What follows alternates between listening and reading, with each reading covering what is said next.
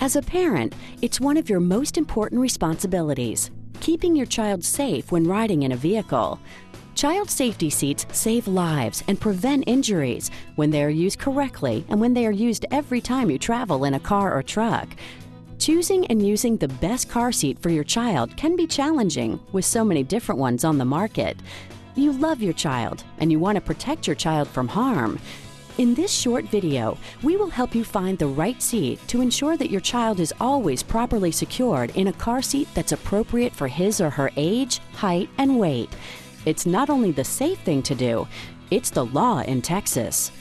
As children grow, how they are restrained in your car, truck, or SUV will change. So, let's begin at the beginning.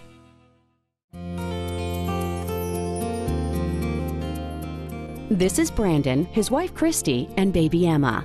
Like many parents of infants, they have questions about rear-facing car seats. They met with our safety seat technician to get some important advice. First, let's go over a few things before we take a look at your seat. Now, all infants need to ride rear-facing from their very first ride home from the hospital. But it's really best that they travel as little as possible. That's going to be safest for them.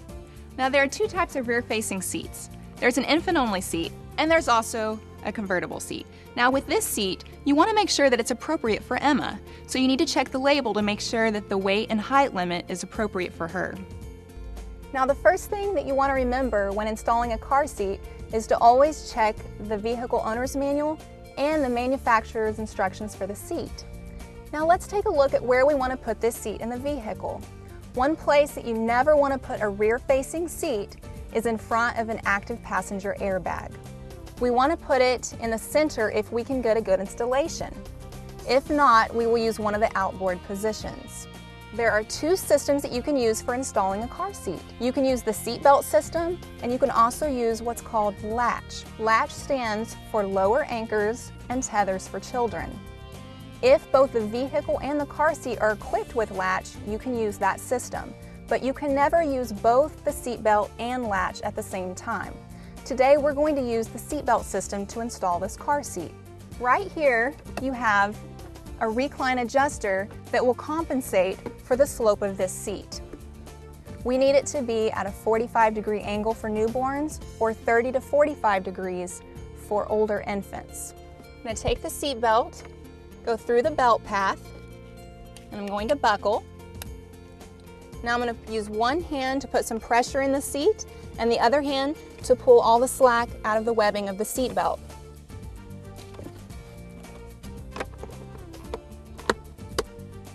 Now I want to check for tightness. So I'm going to slide side to side and front to back, and I don't want it to move more than 1 inch. This is a good installation. Now we're ready to place the carrier and Emma into the base. Okay, the first thing we want to look at with the harnesses for a rear-facing seat, the harnesses need to come from at or below Emma's shoulders. And if we look here, we notice that they are coming from below her shoulders, so we're good. Now we're going to go ahead and connect the harness retainer clip, and then we're going to buckle her in. Now this is a 5-point harness system, which is going to keep Emma super safe.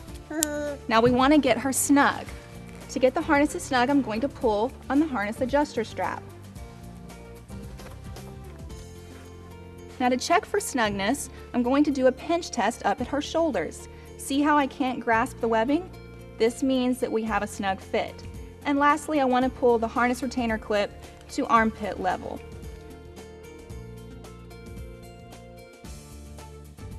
Now you always want to check the instructions on the seat to make sure the carrying handle is where it needs to go for traveling.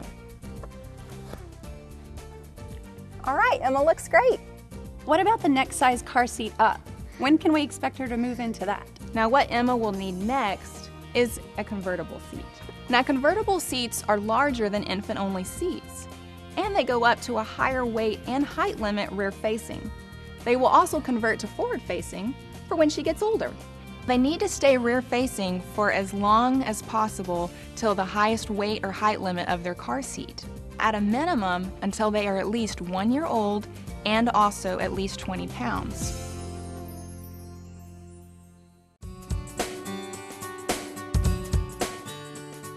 Meet Jeff, his wife Christina, and their young son Jeffrey. It's time for him to turn around. That is, to go from riding rear-facing to riding forward-facing.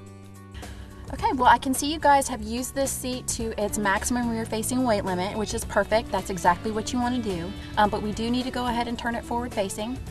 So the first thing we're going to do is adjust the recline. We're going to put it in its forward-facing mode.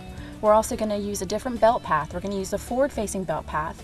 And then the last thing we need to adjust are the harness slots. So we're going to take the car seat out of the car, have your son sit in it, and put it in the correct harness slots based on how tall he is. Okay? Okay.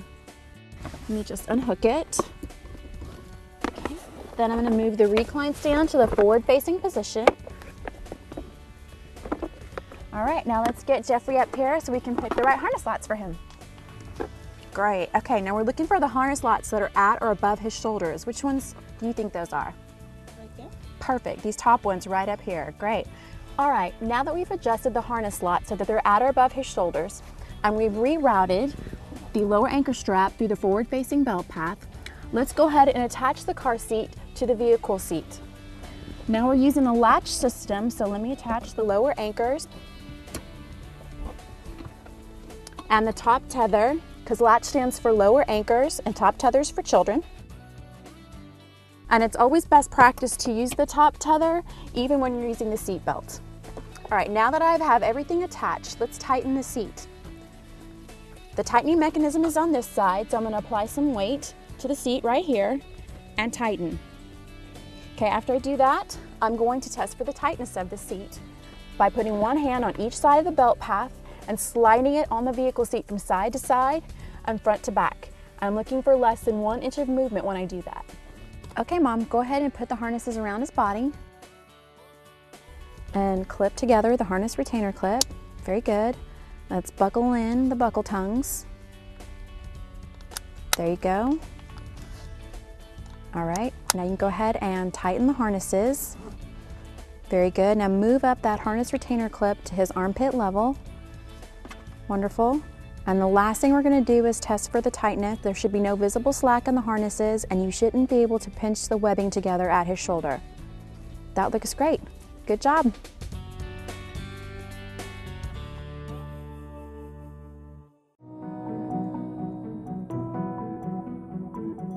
This is Sheila, her husband Bob, and their happy first grader Arlene. She's happy because she's ready for the next type of car seat. They found out about something very important called a booster seat. A booster seat is the next stage of car seat you're going to use when your daughter's reached her height or weight restriction on her current forward-facing seat. Let's take a look at what you have. Hey guys, great selection on this car seat.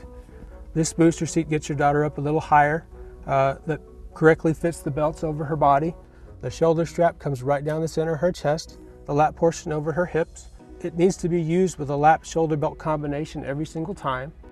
It comes in either a backless option or with the back. The particular seat requires that she sit in it till about 8 years old or 4 foot 9 inches in height. Good selection, good job.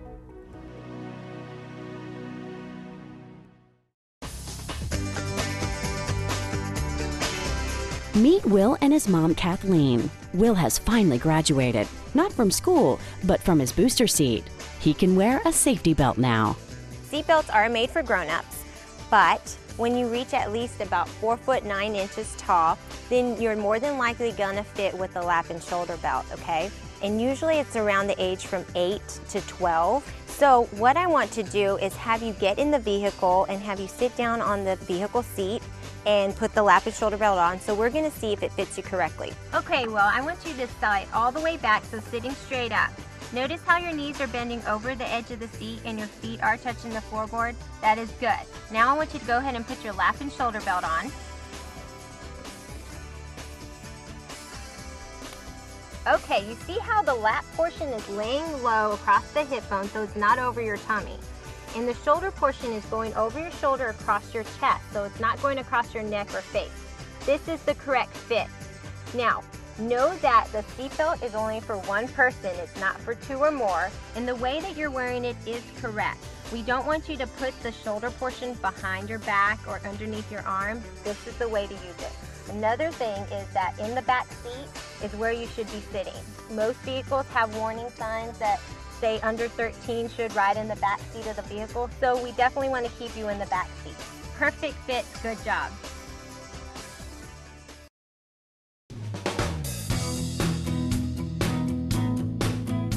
If you're thinking about getting a used seat, there's a few things that you should keep in mind. You need to know the history of the seat. This is important because if the seat's ever been in a crash, then you want to have it replaced according to its manufacturer's instructions. Also, the federal government has recommendations about that. You need to make sure that all the labels are on the seat. You want to make sure it has its instruction book with it. The seat should not be older than 6 years. You can find that on one of the labels that'll be attached to the seat, and the manufacture date of the seat is when you start counting the 6 years, even if the seat hasn't been used very much. You want to make sure that the seat has all of its parts and that it's in good working condition. And finally, you want to make sure that it's free of recalls. You can find recall information on the website of the National Highway Traffic Safety Administration.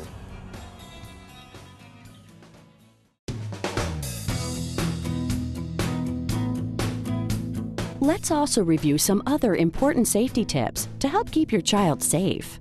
Never leave your child alone in a vehicle, even if you think you'll only be away for a minute. Temperatures can reach deadly levels in minutes. In addition to being unsafe, leaving a child unattended in a vehicle is against the law, too. Because you travel with children, get in the habit of checking your back seat whenever getting out of your vehicle so that you never get distracted and leave a child there. You may want to place a toy next to you in the front seat to remind you that there's a child in the back seat. And remember, spot the tot. Make sure a back-over tragedy never occurs in your driveway or in a parking lot. Our safety specialists, Tarika and Terrell, will show you how. So we're going to take a 5-second walk around the car, and in that 5-second walk, we're checking for children, pets, and toys. In this 5-second walk around the car, we can prevent injuries to children and save lives. Now we're done, and it's time to buckle up and go. Throughout all the stages of your child's life, there's a safety seat and eventually a safety belt that should always be used for protection. And it's important for you to be a good role model for your child, too. Make sure you always wear your seatbelt. This will help your child form a lifelong habit of buckling up. Simple steps to protect your children. Simple steps that can save a child's life.